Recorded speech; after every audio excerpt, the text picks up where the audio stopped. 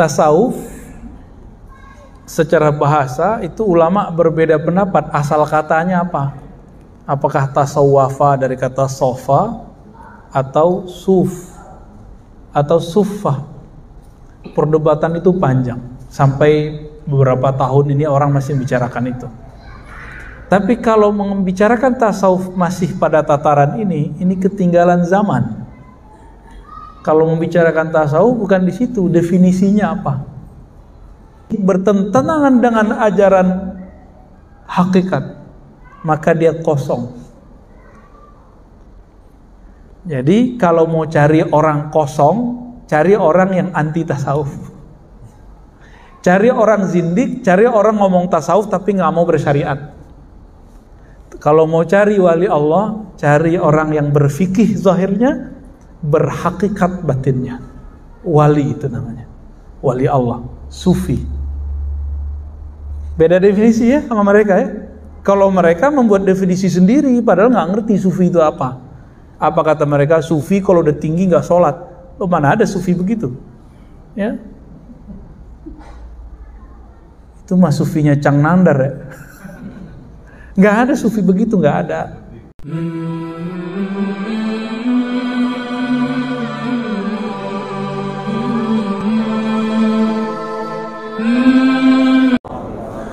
Alhamdulillah Rabbil Alamin, hamdal hamidin, hamdal mustaghfirin, hamdan yuafi ni'amahu yukafi'u mazidah.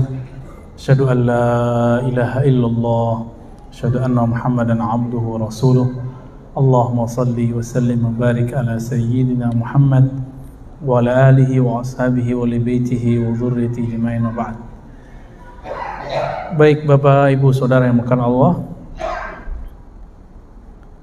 saya baru ingat materinya tentang tasawuf ya.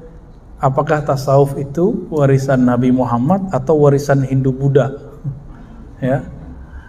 Atau warisan agama-agama lain? Nah, nanti kita akan coba lihat ya. Tasawuf secara bahasa itu ulama berbeda pendapat asal katanya apa. Apakah tasawwafa dari kata sofa atau suf atau suffah. Perdebatan itu panjang sampai beberapa tahun ini orang masih membicarakan itu. Tapi kalau membicarakan tasawuf masih pada tataran ini ketinggalan zaman. Kalau membicarakan tasawuf bukan di situ, definisinya apa? Ternyata Imam ahli hadis namanya Al-Hafiz Abu Nu'aim menulis kitab dulu. Baru denger ya, Imam ahli hadis namanya Abu Nu'aim. Taunya Bukhari Muslim doang ya. Kalau orang ngaji hadis pasti kenal imam ini, namanya Abu Nu'aim Al-Asbihani. Siapa namanya? Abu Nu'aim Al-Asbihani. Imam Abu Nu'aim Al-Asbihani ini mengumpulkan riwayat dari Abu Bakar sampai zaman dia, perkataan ulama salafus soleh dan khalaf, ulama terdahulu, dan sampai zaman dia abad keempat, tentang kerohanian Nabi. Setelah dikumpulkan, muncullah definisi tasawuf, ratusan bahkan ribuan. Imam Zarruq bilang 2000, tapi saya hitung nggak nyampe. Jadi setiap sahabat itu mewariskan sisi tasawuf Nabi. Sahabat Abu Bakar ada tasawufnya apa gitu. Dan beliau memulai dari nama Abu Bakar As-Siddiq radhiyallahu ta'ala anhu. Maka bagi imam ahli hadis namanya Abu Nu'aim Al-Asbihani, tasawuf itu bukanlah lain dari ajaran Islam, tapi tasawuf itu sama dengan fikih. Fikih itu warisan fikih ilmu zahirnya Nabi, itu fikih. Contoh, sholat sah itu bagaimana caranya? Bersuci. Yang disucikan dalam fikih zahir atau batin? Zahir atau batin? Fikih loh ya. Rukun 13. Syarat supaya sah rukun 13 ini sebelumnya harus wudu, rukunnya 6. Hafal kan? Ya. Awal sama akhir doang hafal ya. Niat sama tertib. lumayan lah. Ini semuanya dari awal sampai akhir menyebutkan kesucian zahir. Benar gak? Salat rukun 13 dari niat, cuma niat yang pakai kolbu. Itu pun sekarang sudah dilafazkan, usolli, ya kan? Aslinya kan itu di kolbu, Pak. Semua amalan-amalan yang dalam fikih itu semua amalan zahir. Nabi amalannya zahir saja atau ada batinnya? Ini beda dengan kebatinan ya. Batin itu artinya sisi terdalam dari manusia. Gimana? Di rukun 13 mulai dari pertama sampai nomor 13 ada nggak namanya khusyuk? Nggak ada. Adakah rasa menghinakan diri, khudu? Nggak ada. Itu di mana? Padahal Nabi ngomong nih, hadis yang sering kita dengar, sallu kama ra'aitumuni usolli. Salatlah kamu seperti kamu melihat aku salat. Ahli fikih memandang dengan mata zahirnya, ahli kolbu memandang dengan mata kolbunya. Muncullah dua ilmu yang berbeda. Satu namanya ilmu fikih, yang kedua namanya ilmu tasawuf. Jadi dua hal ini berbeda tapi tidak kontra.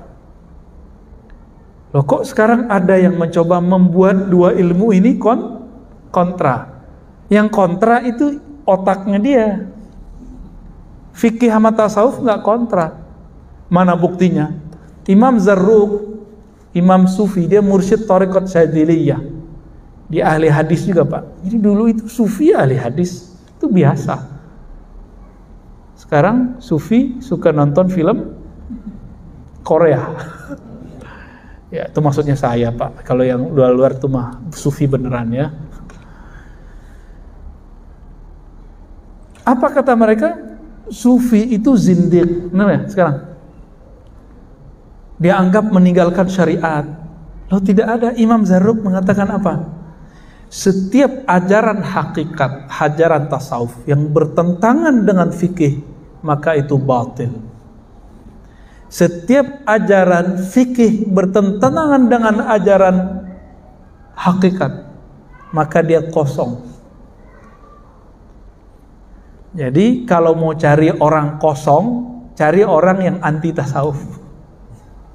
Cari orang zindik, cari orang ngomong tasawuf tapi nggak mau bersyariat. Kalau mau cari wali Allah, cari orang yang berfikih zahirnya, berhakikat batinnya. Wali itu namanya. Wali Allah, Sufi. Beda definisi ya sama mereka ya.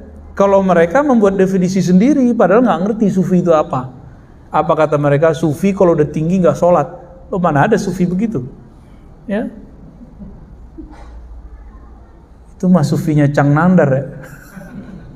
Nggak ada Sufi begitu, nggak ada. Ya. Sufi kalau udah alim, udah kasyaf, nanti kerjaannya baca isi hati murid, ya itu mah kasyaf. Nggak mesti, ada yang bisa begitu, ada yang enggak. Itu nggak ada urusan. Sufi nanti bisa menghilang itu, ya nggak ada urusan. Itu Sufi itu orang yang bertasawuf, orang yang menjaga hakikat di dalam kolbunya supaya tetap terkoneksi dengan Allah Subhanahu wa Ta'ala. Tadi Bapak ini dari takbir sampai assalamualaikum badannya di sini. Ya. Iya ya. Tapi sebagian pikirannya nggak di sini. Jujur aja, Pak. Jujur aja, ngangguk aja udah, saya tahu kok. Karena saya juga begitu. Untungnya kita dikasih zikir sama guru, dikasih ma'rifatullah sama guru, diajarin cara mengenal Allah lagi sholat. Maka ketika pikiran pergi, diambil sama kolbu, kamu ingat Allah. Jadi setan itu kata Nabi dalam hadis yang sahih, jika seseorang sholat, maka setan ngomong, uzkur kaza, uzkur kaza. Ingatlah ini. Kamu tadi begini ya, kamu tadi begini. Abis ini kamu keluar lewat pintu itu, nanti sendalmu di situ, disebutin semua, Pak. Sampai ke rumahnya, jalan kemana itu disebutin semua. Hebatnya setan tuh. Terus kita asik kan? Tahu-tahu udah amin, loh udah amin aja. Tuh, yang senyum-senyum pengalaman semua tuh. Tahu-tahu udah ruku gitu ya. Khusyuk apa kusut? Nah, tadi pertanyaan siang tadi kita nanya gitu sama orang-orang. Khusyuk apa? Kusut. Saya yakin itu kusut. Para sufi itu mewarisi khusyuknya Nabi. Ahli fikih mewarisi rapinya zahir sholatnya Nabi. Maka seharusnya ini satu paket, zahir dan batin, jangan dipisah-pisah. Jadi kira-kira ini saya belum nyebutin hadis macam-macam, baru hadis sholat aja. Tasawuf bagian dari Islam atau bukan? Ya, bagian dari Islam atau enggak? Warisan Hindu Buddha atau apa? Emang orang Hindu Buddha ada bertorikot? Ada nggak orang Hindu Buddha zikir la ilaha illallah kencang-kencang? La ilaha illallah, wah orang Buddha dari mana? Syiah, emang udah pernah datang ke Iran? Orang Syiah gitu zikirnya. Orang Syiah kalau zikir ya Ali, ya Husain sampai mukul-mukul badan. Kalau tarekat enggak. Dia berzikir la ilaha illallah, memukulkan kalimah itu ke dalam dirinya. Kalau orangnya suka ngerok, Pak, itu zikirnya kencang. La ilaha illallah, sampai kemudian hilang suaranya, nggak jelas. Kayak suaranya Cang Dandan kalau lagi canda. Emang dia kalau lagi canda tuh suaranya begitu. Bener ya? Bener Bang Adam? Baik. Bukan itu perwajahan tasawuf. Tasawuf itu lebih umum dari itu semua. Maka Imam Al-Junaid Al-Baghdadi mengatakan tasawuf itu banyak metodenya. Setiap nafas itu ada metodenya. Ujungnya satu, berakhlak. Akhlak itu ada kepada Allah, ada kepada makhluk. Maka siapa yang bertambah adab akhlaknya kepada Allah, adab akhlaknya kepada makhluk, itulah sufi yang sebenarnya. Ya mohon maaf kalau ada guru-guru di sini kan ngajar cuma budi pekerti, itu baru ke makhluk. Kalau ke Allah itu mesti bertasawuf. Mesti bertasawuf. Ya. Jadi tasawuf itu bukan hanya sekedar suluk-suluk. Suluk itu hanya salah satu metode dari tasawuf. Pakai tasbih itu hanya salah satu metode dari tasawuf. Tasawuf lebih umum dari itu. Masih ingat hadis Jibril? Nabi ditanya Islam, iman, ihsan. Fikih itu warisan dari al-Islam. Coba lihat, rukun Islam 5. Semuanya amal zahir bukan? Syahadat, sholat zahir, puasa zahir, zakat di luar zahir kita malah. Ya. Haji zahir nggak? Bapak haji pakai perasaan atau pakai badan? Saya mau ke Mekah nih, cing, bisa begitu nggak? Nggak bisa Pak, mesti pakai badan. Saya mau zakat pakai hati, bisa nggak? Ustadz, saya cukup puasa lidah, puasa lisan, bisa nggak? Nggak bisa, mesti puasanya lahir batin. Karena ini lahir, turunlah namanya hukumnya, hukum fikih. Maka kalau belajar hukum yang ada di rukun Islam nggak lewat fikih, nggak sah fikihnya. Nanti bisa aneh. Muncullah di Jawa Timur dulu orang kalau sholat, dia sholat selalu pakai sendal. Karena dia baca hadis, Shollu ala ni'alikum. Sholatlah kamu pakai sendal, pakai tarompa, ya, benar namanya gitu. Itu mereka pakai sendal Pak. Jadi aneh nggak? Kenapa nggak belajar fikih belajar hukum Islam lewat fikih? Sama, ada orang ingin mengenal Allah, merasakan khusyuk, tapi nggak lewat tasawuf. Muncullah, mohon maaf, buku-buku cara sholat khusyuk, tapi isinya nggak ada yang menyentuh. Isinya cuma sampai perenungan, merenungi makna, memahami teks, sampai di situ doang. Nggak ada yang betul-betul khusyuk yang Nabi maksud, itu nggak nyampe. Tanya semua ustadz hari ini, hampir semua mengatakan khusyuk itu memahami bacaan. Mampus Bapak yang nggak bisa bahasa Arab. Ya, menakutkan khusyuk kalau begitu Pak. Pada berhenti sekolah, bukan berhenti sekolah, berhenti sholat. Pak, Bapak udah berapa tahun Pak sholat Pak? Dari kecil Pak ya? Udah 60 tahun. Dari dulu belajar bahasa Arab nggak? Enggak. Terus kalau ada ustadz bilang khusyuk itu harus mengerti yang dibaca, Bapak stres nggak mikirin itu? Ya, nggak mungkin itu. Orang Arab Badui itu betul mereka bisa bahasa Arab, tapi bukan berarti mereka bisa ngerti Quran, Pak. Mereka sholat aja. Maka Arab Badui itu lagi sholat ada yang meludah, ada yang mainin tangan, ada yang ada cincin diputer-puter kayak anak kecil. Kalau lagi duduk dia mainin pasir. Nabi ngurusin sahabat yang begitu-gitu, Pak. Jangan dikira sahabat Nabi itu semuanya seperti Abu Bakar, Umar, Utsman. Ada yang Badui. Ada datang ke masjid cuma kentut doang, pipis doang tuh ada. Itu Arab Badui. Nabi ngurusin orang begitu dan gak pernah emosi, gak pernah bilang, ente zindik, masa masjid dipipisin? Gak ada. Sekarang cuma beda Sayyidina sama gak Sayyidina, kunut sama kunut, gak kunut. Ustadznya pakai doa jamaah, gak doa jamaah, itu rame di masjid. Mana akhlak nabinya? Ya, maka ada ilmu yang ketiga. Ilmu kedua iman, ilmu ketiga namanya ihsan. Ihsan itu yang melahirkan namanya tasawuf. Di fikih ada metode ringkas belajar fikih. Bapak kalau saya suruh pelajari cara sholat, buka Al-Quran, ketemu nggak rukun 13? Nggak. Di situ ada bacaan usoli, ada nggak di Quran? Makanya mereka biar nyuci otak orang awam begini, kamu baca nih Quran hadis, nggak ada usoli gitu, untuk batalin usoli. Emang nggak ada, ya. Dia aja nggak ada di Quran kok yang ngomong itu. Dibuka di Quran itu cuma perintah, aqimus shalah, aqimis shalah. Dirikanlah olehmu sekalian sholat. Cuma begitu. Cara sholat di mana? Di hadis. Oke. Sekarang buka Sahih Bukhari, Sahih Muslim. Ketemu nggak cara sholat rukun 13? Hadisnya nyampur-nyampur, Pak. Imam Bukhari nulis mawaqitus sholah, waktu-waktu sholat, satu bab besar. Habis itu kitabul azan. Habis itu baru sifatus sholatin Nabi. Bukan Albani loh ya. Sifat sholat Nabi ala Imam Bukhari itu ada. Itu. Sebelumnya, setelahnya ada tambahan, ada wudu, panjang di situ. Dan gak ketemu tuh rukun yang 6, hadisnya banyak. Oleh ahli fikih, bahan-bahan hadis-hadis ini diringkas karena mereka sayang kepada umat. Supaya umat yang sibuk bekerja di siang hari, sibuk mencari penghidupan di siang hari, agar mereka kalau belajar agama mudah. Karena Nabi bersabda, yassiru wa la tu'assiru. Hendaklah engkau kemas agama ini dengan mudah, jangan dipersulit. Sekarang mereka mempersulit lagi. Padahal Nabi suruh mudahkan.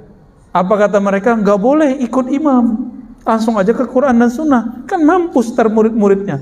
Dicari di situ bab niat, di mana ada bab niat, Pak? Bapak lihat di Quran nggak ada bab niat di sini. Nggak ada, Pak. Surat Al-Maidah ayat 6 tentang wudhu, nggak ada bab niat di situ. Tapi kalau ahli fikih baca, ketemu dia. Di bagian mana tersiratnya kata niat. Dibaca hadis tentang niat umum. Innamal a'malu bin niat. Tapi kenapa hadis ini dijadikan bahan nomor pertama setiap amalan? Rukun sholat, rukun puasa, rukun haji. Pertama pasti niat. Ya kan? Padahal tidak ada tuh di ayat puasa. Kutiba alaikumusiyam, mana niatnya di situ?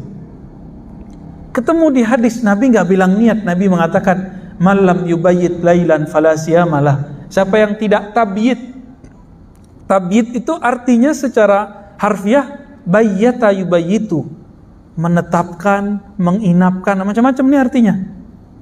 Ya. Ulama kita mengartikan meniatkan. Maka muncullah bab situ wajib niat puasa. Dari hadis itu maka ulama kita menganjurkan para imam setiap malam mengingatkan umat watawasau bil haqqi watawasau bis sabri. Tapi sama kawan kita dibid'ahkan lagi. Ya enggak? Kan repot begitu.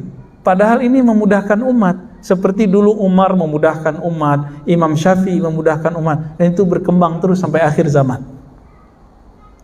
Jadi kira-kira kalau kita kembali lagi langsung ke Quran dan Sunnah, itu cara sholatnya nanti jadi amburadur nggak? Pasti amburadur, Pak. Nah, cara belajar fikih itu lewat mazhab. Lalu cara belajar tasawuf pakai apa? Ada namanya metode juga, disebut thariqah. Nah, thariqah ini ada yang formal, ada yang tidak formal. Yang formal tuh seperti thariqah Naqsyabandiyah, tarekat Syaziliyah, tarekat Qadiriyah, itu formal. Formal tuh gini, kayak sekolah, ada pimpinannya namanya mursyid. Ada asisten gurunya namanya khalifah, muqaddam, wakil talqin. Ada muridnya namanya salik. Ada tempat sekolahnya namanya surau atau tempat khalwat, zawiyah, ribat. Apalagi ada kurikulumnya, maka zikirnya dimulai dari A sampai ke apa gitu. Ya kayak sekolah. Saya mau tanya nih yang sekolah di pesantren, Nabi dulu ngajarin sahabat pakai kitab nggak? Selain Al-Quran, dimulai dari kitab Toharoh nggak? Bab bersuci gitu nggak? Nggak ada. Bid'ah nggak tuh? Kalau ahli fikih boleh buat begitu, kenapa ahli tarekat nggak boleh buat kurikulum zikir? Kok nggak boleh? Nah, maka kalau ahli fikih nggak ngerti ilmu tarekat, nanya dulu, gitu, ya. Maka bapak saudara ikhwan akhwat fillah, apakah tasawuf itu ajaran dari Nabi? Sudah terjawab, itu ajaran dari Nabi. Namun nanti metodenya disusun oleh para ulama, sebagaimana ilmu fikih disusun oleh para ulama. Langsung saja ke Quran dan Sunnah. Kita tanya, Quran ini yang nyusun siapa? Ulama sahabat, siapa namanya? Utsman. Ini mushafnya Utsman, itu beda loh dengan Ibnu Mas'ud. Beda tipis. Beda lagi dengan mushaf Ibnu Abbas. Ibnu Abbas, surat Al-Bara'ah, surat Taubah, ada bismillahnya. Tapi suratnya sama. Suratnya, susunannya beda-beda, Pak. Ada mushaf Ali, itu dimulai dari ayat pertama turun, terakhir adalah ayat terakhir turun. Tapi nggak ada sekarang. Semuanya mereka serahkan kepada Sayyidina Utsman. Mereka udah sepakat, nih biar mudah untuk zaman sekarang.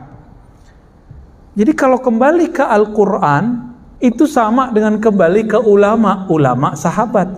Quran zaman Utsman, udah pernah lihat belum? Belum. Saya pernah lihat, Pak. Quran mushaf namanya Masahif Utsmani. Bukan mushaf, masahif. Masahif artinya mushaf-mushaf. Ternyata beliau dulu menyalin 6 mushaf dan itu udah paling keren di zamannya. Yang agama-agama lain juga belum pernah. Dikirim satu untuk beliau. Berarti 5 keluar, satu untuk beliau. Salah satunya itu oleh Timur Leng, orang Uzbekistan. Disalin, kalau sekarang fotokopi, kalau dulu kan nggak ada mesin fotokopi, dikumpulkan ahli kaligrafi, khattat istilahnya, disalin semua.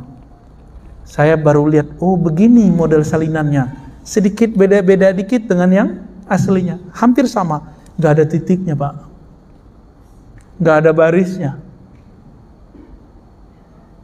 Terus yang ngasih baris siapa? Yang ngaris harokat siapa? Tasdid siapa? Titik siapa? Ayo siapa yang ngasih? Ulama. Katanya nggak boleh ikut ulama, langsung aja ke Quran dan Sunnah. Kayak istiqomah ini ya. Iya, temannya Bapak. Iya, jenggotnya sama, Pak. Ya, tapi itu jenggotnya tawadu, Pak. Mancing-mancing dia. Gak boleh Cang Nandar. Kata mereka apa? Langsung ke Quran. Quran ini yang menyempurnakan cara bacanya ulama. Bacaannya sama. Jadi kalau Utsman bin Affan baca, kita baca Quran kita begini nih, lengkap nih. Banyak awan-awannya kan? Ya kan? Ada baris-barisnya. Itu bunyinya sama dengan Utsman. Kalau dia baca Quran kita dia nggak ngerti, Pak. Sama seperti kita nggak ngerti baca Quran Utsman, tapi teksnya sama. Cara bacanya beda karena Utsman belum dikasih tahu cara harokat ini. Seperti kita nggak dikasih tahu model dulu yang tidak ada titik, koma, segala macam. Kita beruntung Pak hidup sekarang. Kalau hidup zaman dulu, Bapak ini harus hafal Quran semua. Ini cukup imam kita aja ngapal kan? Ini udah mau Ramadan, imam kita mulai murojaah nih. Daripada al-hakumut takasur mulu. Bapak saudara, ikhwan akhwat fillah, maka ulama ahli zikir yang mewarisi rohani Nabi, mereka mulai membuat kurikulum. Kurikulum pertama masuk tasawuf adalah taubat. Taubat itu kalau dibuat ke belakangnya, di dalamnya ada namanya tazkiyatun nufus. Jadi tazkiyatun nufus itu sebenarnya subbab dari taubat. Taubat adalah bagian dari tasawuf. Sekarang mereka nggak mau menggunakan nama tasawuf. Pengurus masjid ikut-ikutan, takut ditinggal jamaah, Ustaz. Jamaah ikut Ustaz atau Ustaz ikut jamaah? Ini kedua kali saya nanya dalam 2 hari ini. Saya mau nanya Pak, jamaah ikut Ustaz atau Ustaz ikut jamaah? Yang benar yang mana? Oke. Jadi selera kajian itu seharusnya selera si Ustadz atau selera jamaah? Tuh kan kebolak-balik. Yang kejadian hari ini selera jamaah yang dikemukakan. Ya jamaah taunya itu aja. Ya, ditawarin kita mau 11 atau 20, ya jamaah milih 11 tarawih, ya kan? Kalau ulama tahunya cuma 20. Kalau ulama kalah sama jamaah, milihnya berapa? Ayo, ini gimana nih Tat? Ini mau 11 atau 20 ntar nih? Yang mikir 20. Waduh, gawat. Tapi 20 di sini ya? Belum? Bapak cari semua kitab fikih yang mu'tabar, gak ada sholat tarawih 11. Cari aja Pak, tanggung jawab dunia akhirat. Baru belakangan muncul Imam Son'ani, ya, Albani, Mubarakfuri, baru belakangan. Gak ada ulama terdahulu. Katanya mazhab Syafi'i. Kunut sih udah bagus. Antum udah kunut kan? Ya udah kunut ya. Kayaknya mulai terancam nih yang 11 nih. Ya, ntar ngomong lagi, Tat, aneh belum lahir udah 11 rakaat. Emang itu dalil? Sejak kapan? Saya belum lahir di masjid udah 11 rakaat. Emang itu dalil? Kan enggak konsisten orang-orang ini. Banyaklah masalah kita Pak. Ini kita cuci-cuci, bongkar-bongkar ini. Ya. Siap dibongkar? Bongkar. Mari kita bongkar.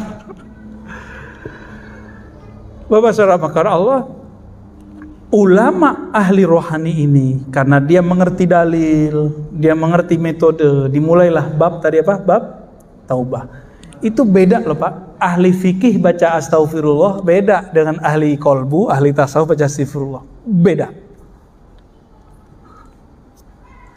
Ahli fikih baca la ilaha illallah beda jika ahli kolbu baca la ilaha illallah. Dalilnya mana lagi nih? Baca la ilaha illallah aja Tat, nggak usah aneh-aneh kan gitu. Orang awam takut gila, katanya bertasawuf jadi gila. Tuh berhasil antum kecuci otaknya. Ya, itu kan yang ngomong begitu fitnatud dajjal itu. Bahwa belajar tasawuf jadi gila. Itu fitnatud dajjal itu Pak. Karena dajjal tahu orang kalau bertasawuf itu mati nggak takut, jihad langsung berani Pak orang kalau udah bertasawuf, karena nama Allah sudah terpatri di kolbunya. Jika Allah memanggil jihad yang sahih lah ya, bukan jihad-jihadan, bukan jihad jahat, jihad yang asli, itu dia akan menjawab. Tapi kalau jihadnya pakai hawa nafsu, dia nggak akan pernah menjawab. Maka dulu sahabat-sahabat nanya, wahai Rasulullah, ini kami ada yang jihad membela si fulan, membela kelompok, membela partai, membela suku, membela marwah. Apa kata Nabi? Jihad itu bukan itu. Jihad itu kamu berjuang li'ila'i kalimatillahi hiyal ulya. Hadis Sahih Muslim. Untuk mengangkat nama Allah yang tinggi. Di dirinya nama Allah belum tinggi. Bagaimana dia mau berjihad di luar? Nanti sama nasi bungkusnya kalah. Cang nangder ya. Jadi jihad-jihadnya orang hari ini, lapar aja mati jihadnya. Semangat jihadnya cuma karena amplop 50.000, 10.000, mampus dia. Tersinggung dikit di masjid, mundur. Logo nggak muncul, tengkar. Jihad apaan antum? Ya, jihad apaan itu? Itu namanya memperjuangkan kepentingan kelompok, bukan meninggikan kalimah Allah. Kalau sudah ada kalimah Allah, yang lain kecil nggak? Waladzikrullahi akbar. Sungguh menyebut nama Allah itulah yang paling besar, yang lain hilang. Maka di masjid ini nggak boleh ada bendera selain bendera Allah dan Rasulullah. Nggak ada bendera-bendera apa-apa. Tapi kalau ada orang punya bendera, sholat di sini boleh nggak? Buat acara di sini boleh, jika masih sesuai dengan akidah yang ahlus sunnah, yang moderat. Kira-kira begitu, Pak. Saya ngomong begini takut nggak, Pak? Antum seneng ya? Aneh jadi tumbal ya?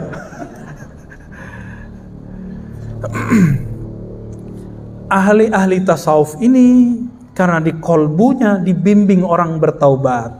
Karena ahli tasawuf tahu, orang bertasawuf itu bukan berarti suci, tapi justru belajar kalau kotor gimana cara menyucikannya.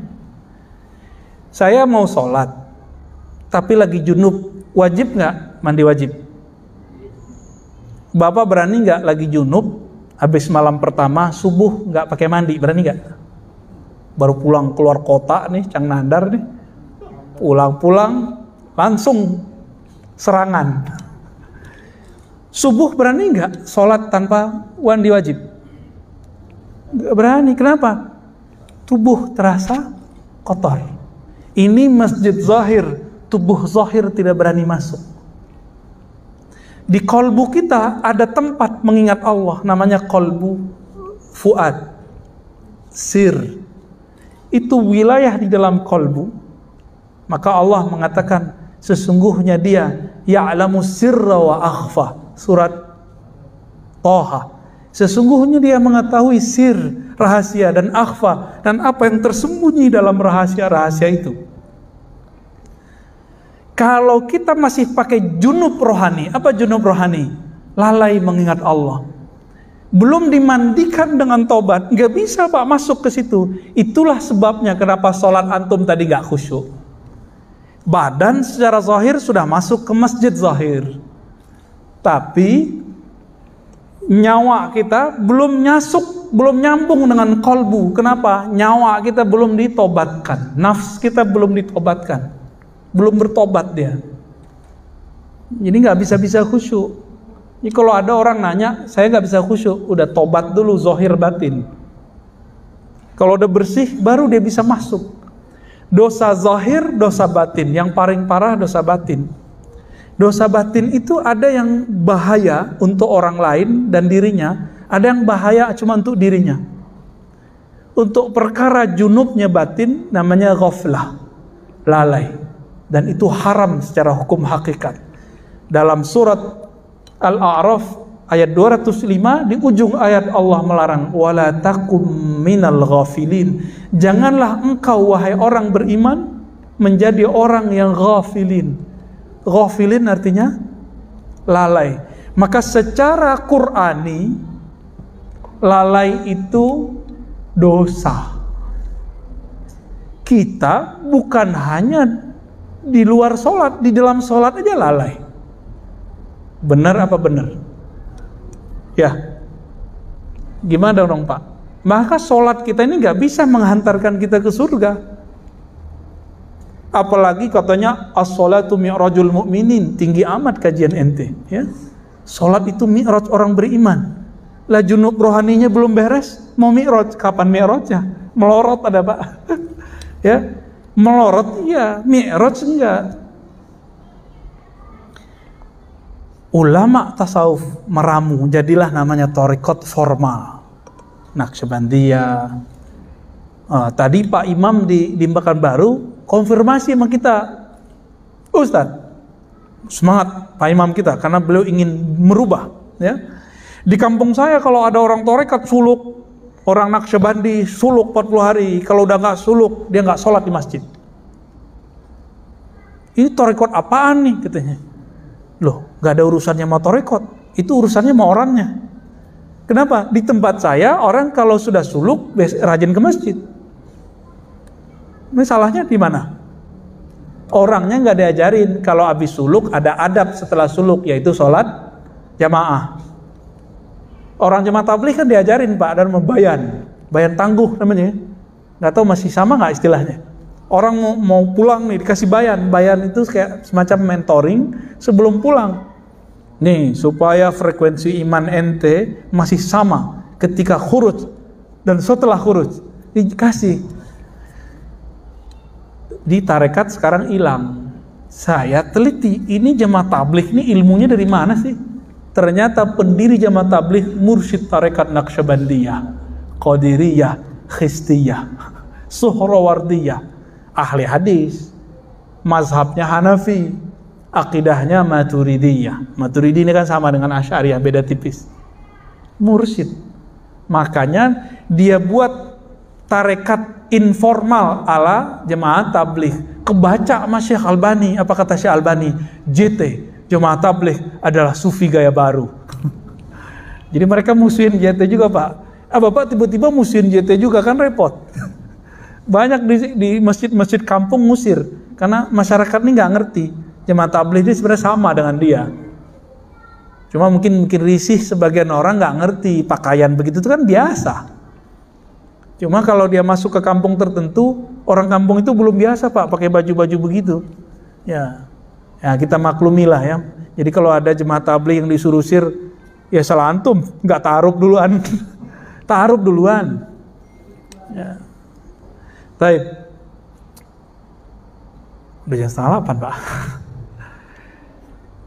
Apakah tasawuf tarekat itu masih bagian dari Islam? Ya emang itulah spiritnya Islam. Spiritnya Islam di situ. Sholat itu raga, tasawuf itu nyawanya sholat. Kalau sholat tanpa pakai tasawuf itu sama kayak orang punya badan tapi nggak ada nyawanya. Namanya apa? Bangkai. Itulah kata Imam Athaillah, amalmu itu seperti badan. Ikhlas yang diajarkan di tasawuf itu ibarat ruh yang ada di dalamnya. Ikhlas tuh nggak bisa pakai ngomong. Ikhlas tuh nanti dipraktekin, nih zikirnya supaya ikhlas. Ada zikirnya. Zikirnya la ilaha illallah dengan metode yang tertentu. Ada caranya.